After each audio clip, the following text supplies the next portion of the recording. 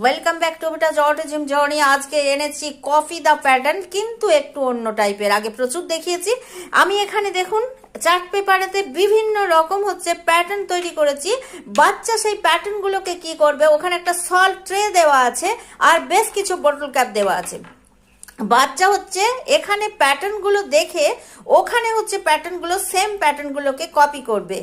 এখানে কি বাচ্চার যাদের ট্যাকটাইল ইস্যুস রয়েছে, যেহেতু সল্টে বারবার তাকে হাত দিতে হচ্ছে, এখানে ইমপ্রুভ হবে।